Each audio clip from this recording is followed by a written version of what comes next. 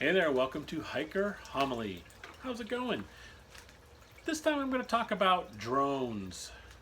I know we have, I'm filming this at the beginning of May, and we have news about murder bees or murder hornets in Washington. But that's not the kind of drones I'm talking about.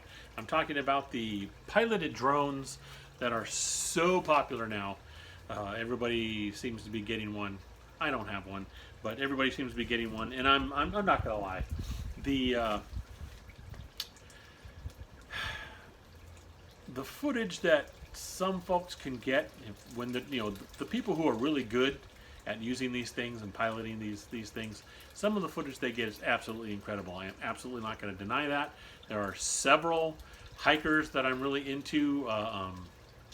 Dixie from Homemade Wanderlust is one of them. She's actually a fantastic example of the drone thing, because she is willing to carry the extra weight in her backpack when she's on through hikes. She only uses it in areas that it is allowed to be used. She doesn't use it in places that are prohibited. So she follows those rules, and she's good at it. She gets some fantastic shots, and when she puts the kind of like documentaries that gets put together with her editor on her long trips, those drone shots really add to the quality of the documentary and talking about her trip. They really do. There's no denying it. The only thing is they also do have their drawbacks. You lose control of that thing and can't get it back. It's down in a ravine somewhere. You've just completely destroyed, leave no trace, and you've left all kinds of toxic crap that is not going to break down and decompose somewhere out there in the wilderness. So there's always that chance, which kinds of sucks. They can be kind of bothersome because a lot of the drones, they are not quiet. They make noise, so they disturb things and stuff like that. So it shouldn't be, with those pros and cons, it shouldn't be surprising to anybody who's watched this channel for any amount of time that my stance on drones is pretty much the same stance I have on lots of other stuff. Guns on the trail, music on the trail, dogs on the trail, things like that. Where it is allowed and legal, go for it, but be respectful of other hikers when you do. Where it is not allowed and is considered illegal, then don't do it. As I've said it all those other times, that seems like complete common sense, but unfortunately, a lot of people, when they get the freedom gene going in their head, they throw common sense out the window and decide that because they are free, that means that they can just do whatever they want and be disrespectful to other people when it comes to things like noise and it's my right. No, you guys need to know the difference between a right and something you just want to do because it's neat. You don't have a right to bother other people. It's just people misunderstand what freedom really means, and I'm going to quit that rant now for the time being. Maybe it's a whole nother hiker homily. But we get on that problem, and that's where people bump heads for any of these kinds of things. Like I listed, guns on the trail, whether you want to play music on the trail, drones, bringing your dog with you, and things like that. The people who don't do it correctly and are disrespectful to everyone else because they're free and they just want to do it, that's where you start getting head bumps and problems, and it kind of sucks. So some of the places you should not, because it is prohibited, do this kind of thing is any kind of designated national wilderness or national wildlife preserve. No drones allowed. Most national parks, no drones allowed.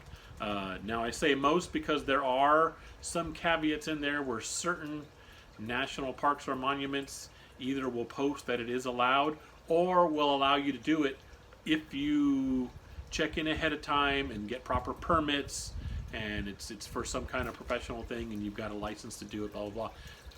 Then you can kind of do it. But for the most part, in national parks, it's a no. Just don't do it. State parks, talking about California state parks because this is Hiking for Health California. California state parks, when I looked it up, they say that they do allow drones, but then when you look at the details, they only allow you to film with a drone if you have a special permit from them that says you can film, And they'll only give you that permit if you have a special permit or license to do, I forgot what it was called, from the FAA for panoramic filming, blah, blah, blah, blah, movie license, basically, which costs, from what I understand, a decent amount of money. So there you go there. Now, as far as local parks, I have a lot of regional parks I hike in and things like that. You're going to have to do the research. So don't just grab your drone, throw it in your backpack, and head on out there. And if you don't specifically see a sign that says no drones, oh, that must mean it's clear. That's not how it works. Do your research. Get on the websites. Almost every regional park system, national park, state parks, they all have websites now. Get on that website, do some research, and it will tell you whether they allow drones or not. And if they don't bring them. It's that simple. I've seen drone footage that, oh, look at that, it's cute. It's this little bear going up this mountain to try and catch its mom and blah, blah, blah. But then when you really look at the situation and figure out what happened, what it was these two bears were frightened by the sound of the drone. And so mom panicked and started climbing this mountain, and baby bear had to try and follow her at the risk of its life. Fortunately, both the bears, as far as I've seen in the footage, make it to the top and stuff like that. But it was a dangerous situation for both of them, and it was started because they were terrified of this drone that was flying around. Okay? So you have to take that kind of thing into account. And again, these drones, you get a little too up there and a decent wind picks it up, takes it beyond your range. Next thing you know, you've got a drone that's going to run out of battery, drop somewhere that you can't get to it. And again, you've completely left a bunch of toxic material, batteries, electronics, and things like that out somewhere in the wilderness that won't decompose, and it's just trashing things, could poison animals, who knows what, just stuff like that. So there's stuff you have to consider. I'm sure it's a fun hobby, and there's a lot of cool things you can do with it. And like I said, when used properly, boy, I've seen some amazing footage. But you have to weigh that with the fact that there are just some places that don't allow it, and you have to be responsible. Just like when you're out there with dogs, you're out there with guns, any of that kind of thing. You have to be responsible with those items so that you don't endanger other stuff, other people, things like that. So that's it in a nutshell. What do you think? Drones. This is a short one, right? Let me know. Do you have a drone? Do you use it? What do you do? Any anecdotal stories? Any stories about how drones bothered you when you were out there that kind of took you out of the whole thing? You're hiking along, enjoying this nice wilderness, and all of a sudden a drone flies over your head because some guy 3 miles up the trail decided he wanted to get some cool footage, things like that. Let me know, as always. Comments down below, or at hikingforhealthca@gmail.com. Patreon, Instagram, any of those other places I post these videos. Go ahead and leave comments. Let me know what you think. And that's drones and hiking as far as I'm concerned. Kind of common sense, right? If it's legal and you're being responsible about it, cool. If it's not, then just don't do it.